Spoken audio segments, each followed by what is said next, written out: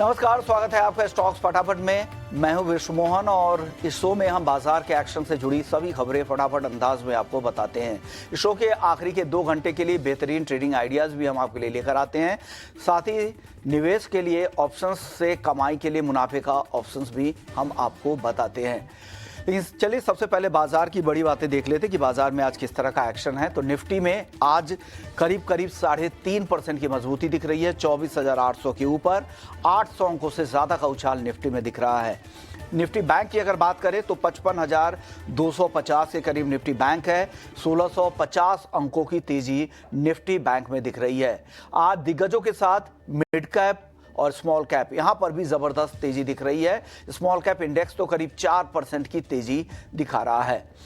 Reality, IT और metal ये तीनों ऐसे इंडेक्स है जहां पर जोरदार खरीदारी, सबसे ज्यादा तेजी इन्हीं तीनों सेक्टर में देखने को मिल रही है। इंडिया विक्स की बात करें तो यहां पर भी अब गिरावट आई है और ये करीब 15% गिरकर 18.5 के आसपास इंडिया विक्स आ चुका है। तो ये है कुछ बड़ी खबरें बाजार के लिए। लेकिन आज शो में हमारे साथ है कोटक सिक्योरिटीज के अमोल आठवले। उनके पास चलते हैं और बाजार की इस तेजी के बारे में समझते हैं कि ये तेजी कितनी टिकाऊ है और आगे बाजार कहां जा सकता है। अमोल, सबसे पहले इंडेक्स पर आपका व्यू चाहिए, निफ्टी पर और बैंक निफ्टी पर क्या लग रहा है और कितनी तेजी आपको दिख रही है यहां से? जी नमस्ते एंड गुड आफ्टरनून। नमस्कार सर। तेजी है और तेजी कंटिन्यू रहने के चांसेस चार्ट्स पे तो दिख के आ रहे। दो इंटरेस्टिंग चीजें हुई है आज। एक तो गैप अप के बाद निफ्टी में कहीं भी ऐसा लगा नहीं कि दबाव बढ़ता जा रहा है या कोई ऊपरी लेवल पे प्रॉफिट बुकिंग आ रहा है। इंट्राडे जोन पे तो जरूर ओवरबॉट था, बट मार्केट ने जो अपना स्ट्रेंथ था वो कहीं ना कहीं कंटिन्यू रखा और उसके बाद मिड कैप और स्मॉल कैप तो चौतरफा तेजी मार्केट में देखने को मिली है। दूसरा इंपॉर्टेंट चीज ये हुआ है कि एक जो रेंज में अटका हुआ था बाजार, जो ऑन द हायर साइड 24,600 के पास एक बार-बार रेजिस्टेंस ज़ोन ले रहा था, उधर से ही प्रॉफिट बुकिंग देखने को मिल रहा था, वो कहीं न कहीं सक्सेसफुली निफ्टी ने क्रॉस किया है। तो मुझे लगता है ये टेक्सचर कंटिन्यू रहेगा और ओवरऑल अगर ये तेज़ी कंटिन्यू रहती है, तो हम आने वाले दिनों में कहीं न कहीं 25,000 की तरफ निफ्टी को बढ़ते हुए देख सकते हैं। ट्रेड फॉलोइंग ट्रेडर्स के लिए मुझे लगता है अब जो रेजिस्टेंस था, वो सपोर्ट लेवल का काम करेगा, तो 24,600 ये एक इमीडिएट सपोर्ट लेवल का काम करेगा। अगर उसके ऊपर रहता है तो ये बुलिश सेटअप है, वो कंटिन्यू होता हुआ दिखेगा। एक आध दिन का, 1 या 2 दिन का कंसोलिडेशन शायद हम देख सकते हैं, बट लार्जर जो टेक्सचर है मार्केट का, वो पॉजिटिव साइड पे रहेगा। बैंक निफ्टी में भी अगर हम देखें तो बैंक निफ्टी ने वापस 20 डे सिंपल मूविंग एवरेज के ऊपर सक्सेसफुली ट्रेड किया है। आज का क्लोजिंग भी उसके ऊपर ही आने के चांसेस ज़्यादा है। मुझे लगता है 54,500 यस, एक ट्रेंड फॉलोइंग ट्रेडर्स के लिए ये एक सपोर्ट लेवल रहेगा। उसके ऊपर जब तक ये रहता है, आई थिंक ये बुलिश मोमेंटम कंटिन्यू रहेगा ऑन द हायर साइड। 56 और 56,300 तक पोजिशनल पॉइंट ऑफ व्यू से बैंक निफ्टी में जाने के चांसेस चार्ट्स पे दिख के आ रहे हैं। ओके, तो 56,300 तक के भी जाने के चांसेस अमूल को लग रहा है और यहाँ पर तेजी कंटिन्यू हो सकती है और 25,000 के पार जाता उनको निफ्टी दिख रहा है। यहाँ पर तेजी दिख रही है, 24,600 का सपोर्ट निफ्टी के लिए निकल कर आ रहा है। चलिए, इंडेक्स की बात हो गई, अब एक एक करके सेक्टर की बात करते हैं। सबसे पहले शुरुआत करेंगे आईटी के साथ। यहाँ पर ज़बरदस्त तेजी दिख रही है। ओएफएसएस 8% से ज़्यादा तेज, परसिस्टेंट 7% तेज, इन्फोसिस जैसा दिग्गज 6.5% से ज़्यादा की मजबूती, एम्फैसिस, कोफोर्ज, एचसीएल टेक सब में 6 से 8% तक की तेजी दिख रही है। जबरदस्त तेजी के मूड में है। इतनी तेजी के बाद और कितनी तेजी बची है अमोल? आईटी में क्या पसंद है आपको? आईटी में तो मेरा पहला पिक भी आई थिंक विप्रो ही है, जो टेक्निकल पॉइंट ऑफ व्यू से मैं देख रहा था। तो फर्स्ट प्रेफरेंस तो मेरा विप्रो के साथ जाना चाहूँगा। 255 के आसपास मैंने पिक किया है। पोजिशनली टारगेट निकल के आ रहे हैं 270 के और स्टॉप लॉस रहेगा उसका 247 का। ओवरऑल भी अगर हम आईटी इंडेक्स को देखते हैं तो जो भी करेक्शंस आ रहे थे 1 या 2 दिन पहले, उसमें इतना आईटी इंडेक्स कंट्रीब्यूट नहीं हो रहा था। जो पुलबैक था वो फॉर्मेशन कहीं न कहीं स्टॉक इंडेक्स ने भी कंटिन्यू रखा था और स्टॉक्स में, बड़े स्टॉक्स में और छोटे स्टॉक्स में वो दिख के आ रहा था। उसी को एक्सटेंड किया है और आज जो है रेंज ब्रेकआउट आया है। मुझे लगता है कुछ और दिन ये जो बुलिश मोमेंटम बना हुआ है वो कहीं न कहीं कंटिन्यू रहेगा। अगर हम टीसीएस में देखें तो उसके भी फॉर्मेशन काफ़ी प्रॉमिसिंग है। आज 50 डे सिंपल मूविंग एवरेज को क्रॉस किया है। या इन्फोसिस जैसे जो लीडर्स है, वो जब कंट्रीब्यूट हो रहे हैं तो नेचुरली कॉन्फिडेंस लेवल भी हाई रहेगा और उसको ही, इसी ट्रेंड को शायद मिड कैप आईटी भी हम आने वाले दिनों में फॉलो करते हुए देख सकते हैं। तो आपकी टॉपिक भी है 270 के टारगेट के लिए खरीदने की सलाह है। 247 का स्टॉप लॉस लगा है, यहाँ पर 255 के आसपास एंट्री कर सकते हैं। दूसरी टॉपिक आपकी क्या होगी अमोल? दूसरा मैं IRCTC के साथ जाना चाहूंगा। 750 के आसपास मैंने पिक किया था। ये भी पोजिशनल है। पोजिशनल पॉइंट ऑफ व्यू से मुझे लगता है कि 800 तक के लेवल ऊपर के साइड में ओपन होते हुए दिख रहे हैं और स्टॉप लॉस रहेगा उसका 730 का। एक करेक्शन के बाद स्टॉक में एक रिवर्सल फॉर्मेशन हुआ है और जिस तरीके का मोमेंटम है, आज 20 day simple moving average stock cross कर रहा है, अभी फिलहाल उसी के आसपास चल रहा है। रिवर्सल काफी प्रॉमिसिंग हुआ है 50 डे सिंपल मूविंग एवरेज से। मुझे लगता है ओवरऑल मार्केट सेंटीमेंट और ये चार्ट पैटर्न का जो रिवर्सल फॉर्मेशन है वो अगर कंटिन्यू रहता है तो IRCT में जो बुलिश मोमेंटम बना हुआ है वो कहीं ना कहीं कंटिन्यू होता हुआ आने वाले दिनों में देख सकते हैं। ओके, तो मोनोपोली बिजनेस रेलवे टिकटिंग में IRCTC इनकी टॉपिक है 800 के टारगेट के लिए, मतलब करंट लेवल से करीब करीब 45 रुपए की और ऊपर जाने की संभावना इनको दिख रही है। चलिए अब एक दूसरे सेक्टर की तरफ बढ़ते हैं जहां पर आज ज़बरदस्त तेजी है, उसमें मेटल्स है। इंडेक्स करीब 5.5% ऊपर है और सेक्टर की बात करें तो हिंदुस्तान कॉपर 8% की तेजी यहाँ पर है। सेल में करीब 8% की तेजी है। नालको 7% ऊपर है। मेटल्स में आपको क्या पसंद आ रहा है? मेटल्स में आई थिंक स्टील अथॉरिटी जिसकी आपने अब बात की थी, वो उसका फॉर्मेशन अगर हम देखते हैं तो वो काफी प्रॉमिसिंग लग रहा है। आज ओपनिंग के बाद स्टॉक ने अपना बुलिश मोमेंटम कंटिन्यू रहा। दूसरा इंपॉर्टेंट चीज है कि जो 20 डे सिंपल मूविंग एवरेज था वो सक्सेसफुली आज क्रॉस किया है थी और एक वॉल्यूम एक्टिविटी भी काफी डिसेंट स्टॉक में दिख के आ रही है। टेक्निकल आई थिंक मुझे लगता है कि इसके अगर रेजिस्टेंस लेवल की तरफ बात करेंगे तो 120 जहाँ पे 200 डे सिंपल मूविंग एवरेज है वो एक पहला रेजिस्टेंस लेवल रहेगा और यही सेटअप कंटिन्यू रहता है तो मुझे लगता है कहीं ना कहीं ये टेक्निकली 123 124 की तरफ बढ़ता हुआ हम देख सकते हैं। दूसरा अगर हम देखते हैं तो हिंदाल्को हिंदाल्को में भी एक प्रॉमिसिंग फॉर्मेशन है। अभी एक माइनर रेजिस्टेंस है बट जरूर ध्यान रखना होगा अगर ये 200 डे सिंपल मूविंग एवरेज या 655 ये अगर रेजिस्टेंस के ऊपर स्टॉक सस्टेन होता है तो एक फ्रेश अप ट्रेंड रैली आने के चांसेस हिंदाल्को में भी चार्ट्स पे दिख के आ रहे हैं। को और सेल आपको पसंद है? सेल आपको 123-24 तक जाता है यहाँ से दिख रहा है, तो करंट लेवल से करीब करीब 6-7 रुपए की तेजी और आपको दिख रही है। एक और सेक्टर है सरकारी बैंकों का जहाँ पर आज ज़बरदस्त तेजी है। IOB, central bank, bank of Maharashtra, Indian bank, PNB सब में 4 से 7% तक की तेजी है। ज़बरदस्त तेजी के मूड में यहाँ भी दिख रहे हैं। पूरा ही पैक अगर आप बैंक ऑफ इंडिया को छोड़ दें तो सारे ज़बरदस्त तेजी के मूड में दिख रहे हैं। जो सबसे कम तेज है वो भी 3% से ज़्यादा की तेजी दिखा रहा है। सरकारी बैंकों में आपको क्या पसंद है? सरकारी बैंकों में अगर हम देखते हैं तो मैं फ्रंटलाइन स्टॉक SBI के साथ ही रहना चाहूंगा। रीजन बिहाइंड दैट आज मार्केट मोमेंटम काफी स्ट्रांग है तो इसमें भी टेक्निकल बाउंस बैक काफी शार्प आया है। मैं थोड़ा 1 या 2 दिन का वेट करूंगा, शायद कंसोलिडेट होता है क्या वो देखूंगा। अगर ये लेवल सस्टेन होते तो छोटे PSU की तरफ ध्यान ज्यादा रहेगा। द रीजन बिहाइंड दैट क्योंकि इसमें करेक्शंस काफी शार्प थे। अभी भी उसके ब्रॉडर पैटर्न्स अगर मैं देखता हूँ तो अभी भी उसमें लोअर टॉप्स फॉर्मेशन बने हुए हैं। मुझे लगता है थोड़ा वेट एंड वॉच का अप्रोच रहेगा। बट यस अगर मुझे कोई पिक करना है तो स्टेट बैंक के ऊपर ध्यान जरूर रहेगा क्योंकि 200 डे सिंपल मूविंग एवरेज को उसने आज क्रॉस किया है। दूसरा उसके लार्जर टेक्सचर अगर हम वीकली फॉर्मेशन देखते हैं तो वो अभी भी प्रॉमिसिंग साइड पे है, बाइंग साइड पे। तो कोई भी डीप आता है तो वहां पे आई थिंक फोकस ज्यादा रहेगा। ये तो सरकारी बैंकों की बात हो गई है, लेकिन अब वक्त है हमारी खास मुहिम SME IPO से सावधान का।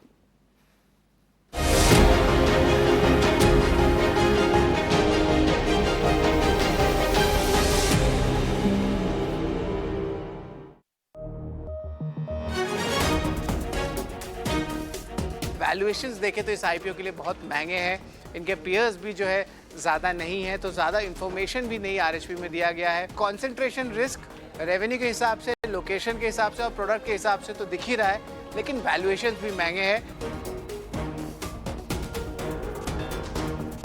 इनका जो एक ही कस्टमर से 65% से ज़्यादा का रेवेन्यू आ रहा है। इतना बड़ा रेवेन्यू कॉन्सेंट्रेशन, कितना बड़ा रिस्क है इस बिजनेस मॉडल में। बहुत सारे ड्यूज जो होते हैं PF के, IT डिपार्टमेंट के, ये सारे ड्यूज तो पे ही नहीं हुए हैं और जो पिछले 2-3 साल में केसेस हुए हैं वो लिस्ट बहुत बड़ा है। साथ कंपेयर करें तो यहाँ पे तो है गड़बड़ी जो है इस एसएमई आईपीओ में तो हमें पूरी तरह क्लियरली दिख रहा है। एसएमई आईपीओ में जो है हमारी मुहिम रही है 18 हाउस स्वदेश में, जहाँ पे गड़बड़ एसएमई आईपीओस को जो है हम फ्लैग करते हैं। और अब देखिए हमारा इम्पैक्ट भी आ रहा है 18 हाउस स्वदेश में। सबसे पहले eyewear supply chain services SME की आईपीओ आज ही इसकी जो है लिस्टिंग हुई है और 10% डिस्काउंट पे जो है लिस्टिंग देखने मिली है आईवेयर सप्लाई चेन सर्विसेज के लिए। बैंक ऑफ इंजीनियर्स इसकी एसएमई की आईपीओ आई है, पिछले 2 सेशन में स्टॉक में 10% की गिरावट आई है। और आखिर में हमारी बड़ी इम्पैक्ट आई है वैगन्स लर्निंग्स लेके। यहाँ पे कंपनी की आईपीओ विड्रॉ हो चुकी है और जो करंट मार्केट कंडीशंस है उसके कारण जो है आईपीओ की वापसी हुई है।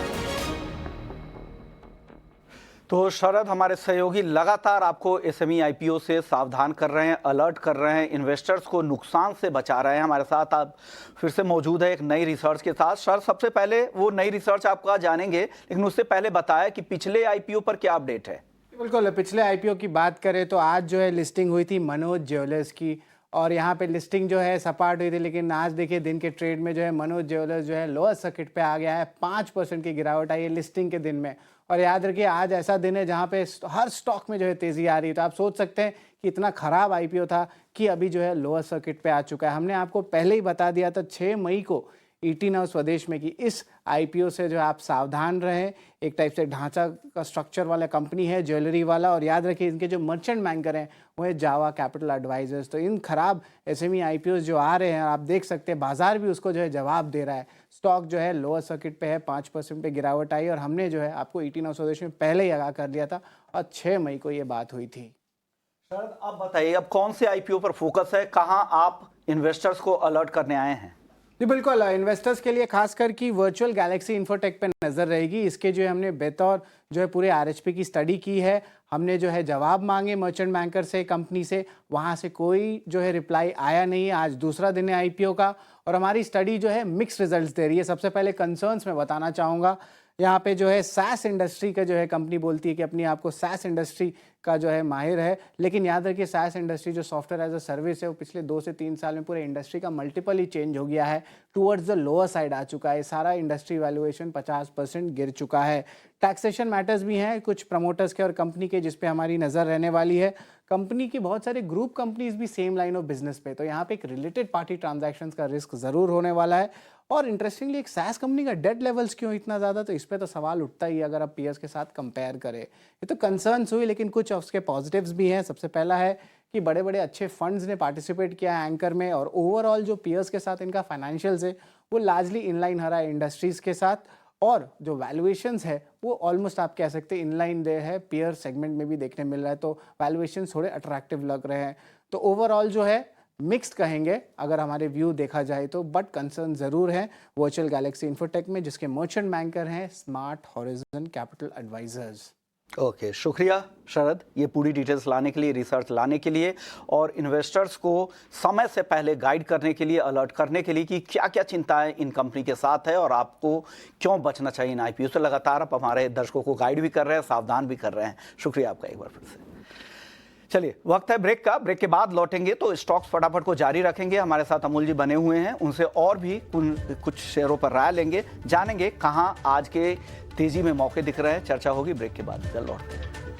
ब्रेक के बाद आपका स्वागत है और आप देख रहे हैं स्टॉक्स फटाफट। और अब बात करते हैं एक और सेक्टर की, यहाँ फार्मा की, जहाँ पर आज कुछ शेयरों में काफ़ी गिरावट दिख रही है। सन फार्मा की बात करना जरूरी है क्योंकि यहाँ पर 3.5% की गिरावट दिख रही है। सन फार्मा पर अमूल क्या राय है, क्या करना चाहिए इस गिरावट में?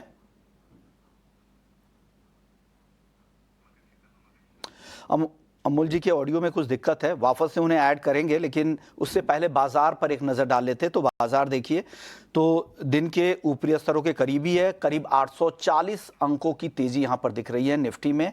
बैंक निफ्टी में करीब 1650 अंकों की तेज़ी है। फार्मा शेयरों ही एक ऐसा इंडेक्स है जहां पर आज कमजोरी है, अदरवाइज सारे ही सेक्टर इंडेक्स आज तेजी के साथ कारोबार कर रहे हैं। फार्मा में सन फार्मा सबसे ज़्यादा कमजोर है, 3.5% की गिरावट है। डिवीज लैब में भी दबाव दिख रहा है। अमोल, आप बताइए, सन फार्मा और डिवीज लैब, इन दोनों पर आपकी राय क्या है? फॉर्मेशन है और वीक ही कंटिन्यू रहने के चांसेस चार्ट्स पे दिख के आ रहे। थोड़ा सा अगर हम बड़ा व्यू भी देखते हैं तो सन फार्मा में एक रेंज ओपन हुआ है और उसी के अंदर स्टॉक ट्रेड करता हुआ दिख रहा है। 1640 एक डेफिनेटली एक प्रॉमिसिंग सपोर्ट जरूर है। ऑन द हायर साइड कहीं ना कहीं स्टॉक 1800 के आसपास जब भी जा रहा है, वहां पे एक सेलिंग प्रेशर देखने को मिल रहा है। तो मुझे लगता है कि ये रेंज से बाहर निकलने के बाद ही कोई बड़ा डायरेक्शनल मोमेंटम स्टॉक में आ सकता है। फिलहाल का अगर हम टेक्सचर देखते हैं या वो सेटअप देखते हैं, तो ये तेजी में भी कंप्लीटली इग्नोर किया है, वीक फॉर्मेशन है। थोड़ा वेट एंड वॉच का अप्रोच रहेगा। दूसरा आपने पूछा था डिवीज लैब के ऊपर। डिवीज लैब में भी अगर हम देखते हैं, तो आज के रैली में स्टॉक ने कंट्रीब्यूट किया नहीं है। थोड़ा-सा करेक्टिव जो फॉर्मेशन है उसी को कंटिन्यू किया है, लोअर टॉप फॉर्मेशन है। डेली चार्ट्स पे थोड़ा-सा वेट एंड वॉच अप्रोच यहाँ भी रहेगा। ट्रेंड जब आई थिंक मुझे लगता है 6150 के ऊपर अगर स्टॉक ट्रेड होता है, तो एक शॉर्ट टर्म में जो सेटअप है वो कहीं न कहीं बदलता हुआ देख सकते हैं। फिलहाल तो मुझे लगता है कि 5775 एक प्रॉमिसिंग सपोर्ट लेवल रहेगा। Overall I think wait and watch करेंगे तो बेटर रहेगा। वॉच की स्ट्रेटजी के साथ काम करना है। एक और सेक्टर है जहां पर आज अच्छी तेजी दिख रही है, फाइनेंशियल सर्विसेज। आरईसी देखिए, पीएफसी देखिए, एचडीएफसी, एमसी, जियो फाइनेंशियल्स, सब में अच्छी तेजी है। 6 से 8% तक की तेजी दिख रही है। इसमें से कुछ पसंद आ रहा है आपको? तो मुझे लगता है आरईसी का फॉर्मेशन बेटर है। एक तो सपोर्ट के आसपास रिवर्सल हुआ है। दूसरा, अभी भी इसमें अपसाइड पोटेंशियल अगर हम डबल टॉप के हिसाब से भी देखते हैं, तो भी 440 450 की तरफ के लेवल्स ओपन हो रहे हैं। तो एक बड़ा रेंज है जहाँ पे स्टॉक में चलने के लिए एटलीस्ट पॉसिबिलिटीज ओपन है। तो एक आरईसी के ऊपर जरूर ध्यान रहेगा। 400 का एक सपोर्ट लेवल रहेगा। अगर उसके ऊपर रहता है, तो ये जो रिवर्सल फॉर्मेशन हुआ है वो कहीं न कहीं कंटिन्यू होता हुआ हम देख रहे हैं। दूसरा, अगर जियो फाइनेंस की बात करेंगे, तो एक काफ़ी रेंज में अटका हुआ है स्टॉक। 2 वीक हो गए स्टॉक इसी रेंज के अंदर ट्रेड होता हुआ दिख रहा है। आई थिंक 250 एक पोजिशनल ट्रेडर के लिए सपोर्ट लेवल रहेगा। अगर ये सपोर्ट लेवल मेंटेन होता है, तो कहीं न कहीं हम ये स्टॉक को 270 275 की तरफ बढ़ते हुए हम आने वाले दिनों में देख सकते हैं। ओके, तो चलिए, जियो फाइनेंशियल और आरईसी को लेकर आपका ये व्यू आ गया है। एक और सेक्टर है रियल एस्टेट, जहां पर आज ज़बरदस्त तेज़ी के साथ कारोबार हो रहा है। इस पर भी नज़र रखना ज़रूरी है। डीएलएफ देखिए, करीब 7.5% की तेज़ी यहाँ है। गोदरेज प्रॉपर्टीज़ 6.5% की तेज़ी है। शोभा में भी 6% की तेज़ी है। अनंतराज मजबूत है। प्रेस्टीज एस्टेट मौजूद है। लोढ़ा में तेज़ी है 6% की। ज़बरदस्त तेज़ी दिख रही है रियल एस्टेट में। यहाँ कुछ पसंद आ रहा है आपको? प्रेस्टीज और डीएलएफ दो प्रॉमिसिंग पैटर्न्स दिख रहे हैं। एक तो करेक्शन में भी एक रियल एस्टेट स्टॉक्स में कंटिन्यूअस सेलिंग देखने को मिला था। अब कहीं न कहीं मार्केट जब रिवर्स हो रहा है, तो उसी साइड में भी ये स्टॉक्स अच्छे खासे परफॉर्म कर रहे हैं। तो मार्केट के एक जो डायरेक्शन है उसके साथ स्टॉक्स ये रिएक्ट करते हुए दिख रहे हैं। अगर हम प्रेस्टीज में भी देखेंगे, तो एक 1300 का एक सपोर्ट है और 1250 का थोड़ा-सा डीप है ये, बट जितना वोलेटिलिटी है, आई थिंक मुझे लगता है एक 2 सपोर्ट्स लेवल के साथ चलना चाहिए। 1250 का एक प्रॉमिसिंग सपोर्ट लेवल है, उसके ऊपर अगर ये रहता है, तो मुझे लगता है ये वापस से 1450 और 1500 की तरफ बढ़ता हुआ देख सकते हैं। दूसरा, डीएलएफ के अगर हम बात करते हैं, तो डीएलएफ में भी एक रेंज बाउंड सेटअप है, बट जो रिवर्सल हुआ है, वो काफ़ी प्रॉमिसिंग हुआ है। लो से जो बाइंग इंटरेस्ट डेवलप हुआ है, वो कहीं न कहीं कंटिन्यू होता हुआ दिख रहा है। मुझे लगता है अगर कोई शॉर्ट टर्म के हिसाब से देख रहा है, तो आज के दिन का लो या 655, ये एक इम्पोर्टेंट सपोर्ट ज़ोन रहेगा। जब तक उसके ऊपर रहता है, मुझे लगता है ये पॉजिटिव मोमेंटम कंटिन्यू रहेगा। इमीडिएट रेजिस्टेंस स्टॉक के लिए 700 का रहेगा। उसके ऊपर अगर स्टॉक ट्रेड होता है, तो मुझे लगता है ये 720 और 750।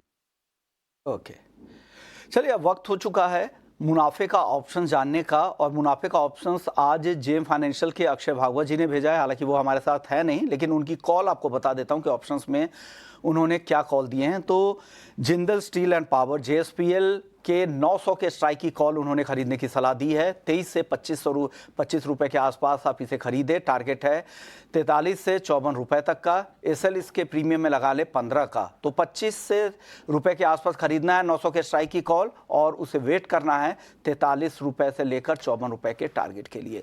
तो ये कॉल है अक्षय भागवत की तरफ से। और आज के सत्र में यहाँ पर तेजी भी अच्छी दिख रही है। जेएसपीएल में करीब 5% की मजबूती है। इन्होंने कॉल खरीदने की सलाह दी है। क्या लग रहा है आपको, ये जेएसपीएल यहाँ से तेजी दिख रही है आपको? जी, बिल्कुल, इस तरीके का मोमेंटम है और आज का जो मोमेंटम तेजी का कंटिन्यू है। मुझे लगता है कि दिक्कत तो नहीं आनी चाहिए। रिवर्सल फॉर्मेशन भी हुआ है अच्छा खासा। तो आई थिंक 1 या 2 दिन में मोमेंटम हम और बढ़ता हुआ भी चार्ट्स में दिखने के चांसेस चार्ट्स में दिख गया है। तो चलिए, जेएसपीएल पर ये राय है। लेकिन जाते जाते ऑप्शन से जुड़े हुए जो डिस्क्लोजर है जो सेबी की तरफ से जारी किए, वो आपको बता देता हूँ कि 90% लोगों को ऑप्शंस ट्रेड में नुकसान होता है, ये आप ध्यान रखिएगा। और ट्रेडर्स को औसतन 50,000 रुपए का नुकसान होता है। घाटा होने के बावजूद उन्हें 28% ट्रांजैक्शन के तौर पे देना होता है।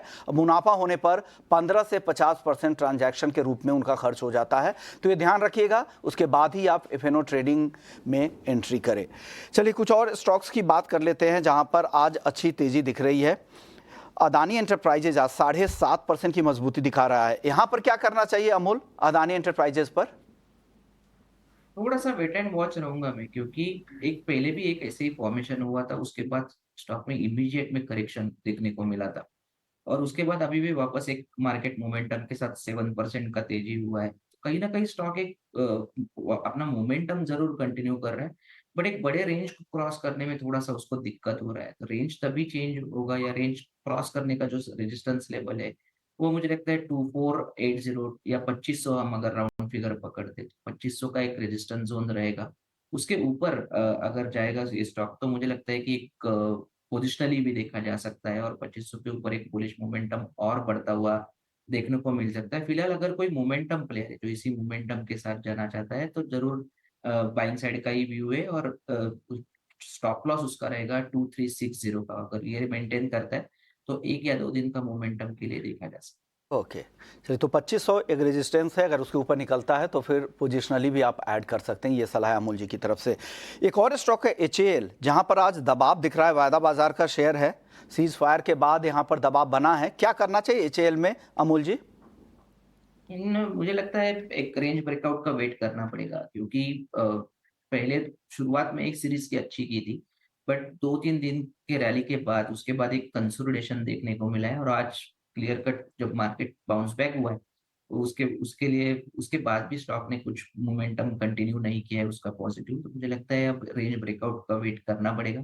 रेंज ब्रेकआउट का एक रेजिस्टेंस लेवल आ रहा है 4700 का, और सपोर्ट जोन जो रेंज के नीचे में अगर हम देखता हो तो 4350 के आसपास सपोर्ट जोन आता है। इसमें से कोई भी रेंज अगर ब्रेक होता है तो आई थिंक ये डायरेक्शनल मोमेंटम बढ़ने के चांसेस चार्ट्स पे ज्यादा दिख के आ रहे हैं। चलिए तो HAL को लेकर ये राय है। अमोल, अब वक्त है इस शो को यहीं पे ख़त्म करने का। जाने से पहले आप बता दीजिए, आपने जितने भी शेयरों पर राय दी है इससे जुड़े हुए कुछ डिस्क्लेमर आप देना चाहेंगे? जी, ऑलरेडी मैंने आपके चैनल के साथ डिटेल में डिस्क्लेमर और डिस्क्लोजर दोनों शेयर किए हुए हैं। ओके, शुक्रिया आपका, आपने वक्त निकाला, हमारे दर्शकों को गाइड किया कि उन्हें क्या करना चाहिए। चलिए, कमोडिटी इक्विटी मार्केट में अगर आज देखें तो आज ज़बरदस्त तेज़ी के मूड में दिख रहा है। निफ्टी करीब 830 अंकों की तेज़ी दिखा रहा है। निफ्टी बैंक में 1600 अंकों की मजबूती है। कहाँ मौके दिख रहे हैं, ब्रेक के बाद जल्द लौटते हैं। क्लोजिंग कॉल्स में ढेर सारे स्टॉक्स पर चर्चा करेंगे, जल्द लौटते हैं। नमस्कार।